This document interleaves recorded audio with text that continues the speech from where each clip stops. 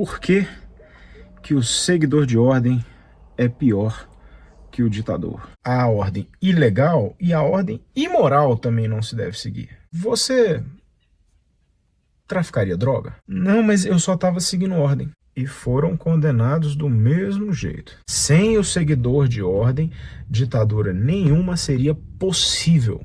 Quem que é pior nessa história?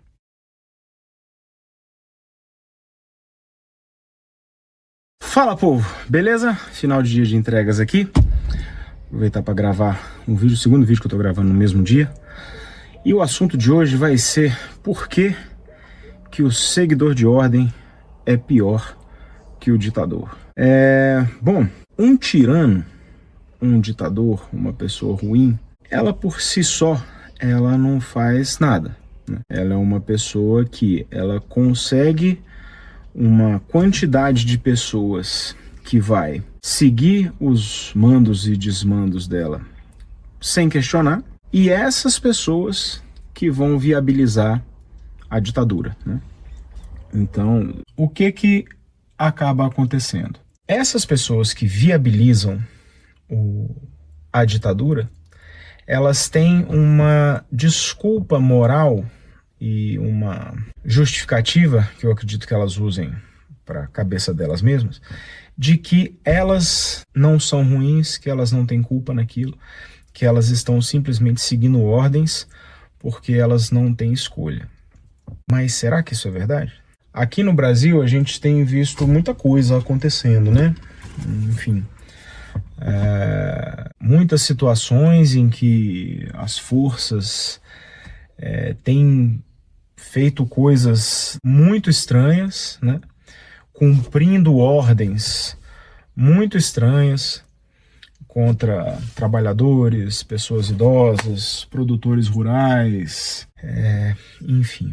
E sempre que se questiona, vem aquela: ah, mas eu só estou fazendo o meu trabalho, ah, eu só estou seguindo uma ordem, ah, mandaram fazer, eu estou fazendo. Ok. A grande questão é que esse eu só estou fazendo o meu trabalho, ah, eu só estou seguindo ordem, é justamente o que viabiliza a ditadura, né? A estabilidade que existe dentro do funcionalismo público, boa parte dela é justamente porque, primeiro, que ordem ilegal não se segue, né? Você tem essa questão. E dentro da minha concepção, a ordem ilegal e a ordem imoral também não se deve seguir. Mas aí é uma outra discussão. Porque você tem muita lei imoral, né? Que nem eu sempre dou exemplo. Escravidão já foi lei. Jogar judeu em câmara de gás já foi lei. As maiores barbaridades da humanidade já foi lei. Crucificar os outros já foi lei. Chibatada é lei. Então, assim, seguir a lei não tem nada a ver com seguir um código de ética moral, né? São coisas completamente diferentes. Então sempre vem essa justificativa: ah, eu só estou seguindo a lei, eu só estou cumprindo ordem, eu só estou fazendo o que me mandaram fazer, eu não tenho escolha de não fazer. Alguns pontos. Primeiro, você é um exemplo que eu gosto de dar também. Você traficaria droga? Não, de jeito nenhum, porque é crime, é imoral, é ilegal e tal, não sei o quê. Tá. Então quer dizer que, dependendo eu sei que é um exemplo exagerado, mas é porque às vezes o exemplo exagerado ele é o que expõe a contradição da coisa, né? Então quer dizer que, dependendo da questão moral e dependendo do que acontece, você não estaria disposto a conseguir o sustento da sua família através de determinada atividade. Porque o que a gente vê também é isso. Não, mas então por que o policial, já que ele está seguindo uma ordem imoral, ilegal, tá lá batendo numa veinha, num veinho, porque tem que prender, porque aconteceu alguma coisa, enfim, esse cara não pede exoneração, ele não se nega a cumprir a ordem. Por que ele não faz isso? Ah, não, mas senão ele vai perder o emprego dele, a família dele depende desse sustento. Então qualquer deturpação moral que aconteça pode ser justificado porque você não pode perder o emprego, ou porque você não deveria nem se candidatar daquele emprego, né? Então por que você não trafica droga? Porque, dá dinheiro, sua família, se a sua família estiver precisando, você vai lá. Pelo menos a droga, né, gente? Eu tô fazendo uma ironia aqui, tá? Mas a gente tem que ficar explicando o óbvio. Pelo menos a droga, a pessoa compra porque ela quer, né? Você tá oferecendo um produto, a pessoa vai lá e compra, e o negócio se sustenta por isso. Ele é proibido pelo Estado e tudo e tal. Inclusive, o fato dele ser proibido é o que gera o crime, né? Aí é uma outra discussão também. Se vocês não se lembram, os piores mafiosos que surgiram na história eram os traficantes de bebida alcoólica. Na época que proibiram a bebida alcoólica nos Estados Unidos, que surgiu o Al Capone, que surgiu lá o Bonnie e Clyde, lá, que é o povo que eram os mafiosos, que eles traficavam bebida. Quando você proíbe determinado comércio, ele não deixa de existir.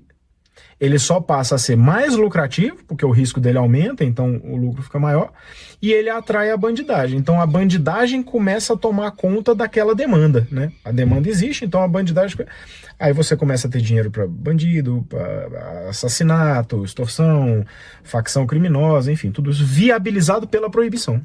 Enfim, então, se você for analisar na história do nazismo, por exemplo, no Tribunal de Nuremberg, quando foram julgar os criminosos e os soldados da SS e os médicos e enfim e os generais e todo mundo as pessoas que participaram dos campos de concentração e tudo isso, você até bota no YouTube, é cheio dos depoimentos, né? Depoimento dos generais da SS, dos capitães da SS no Tribunal de Nuremberg. Você consegue ver na íntegra aí os depoimentos. Você vai ver que muitos dos questionamentos o pessoal dos tribunais fala, mas vem cá, você não sabia que determinada coisa estava acontecendo? Você concordava com aquilo, etc e tal? E a resposta era, não, mas eu só estava seguindo ordem. Eu só estava fazendo o meu trabalho. Eu era obrigado a seguir ordem. E foram condenados do mesmo jeito. Não se aceitou essa justificativa. Essa justificativa, no fundo, ela nunca é aceita. O problema é que as coisas vão se normalizando. Mas, na cabeça da população, de um modo geral, as pessoas sabem que aquilo ali não está certo. E você, seguidor de ordem, você sabe que isso não está certo. Você sabe que não está certo. Só que você cria um monte de desculpa na sua cabeça que faz com que você faça. E eu vejo, e assim, eu tenho muitos amigos aí que participam das forças policiais, e enfim, eu acho que falta uma certa autocrítica, né?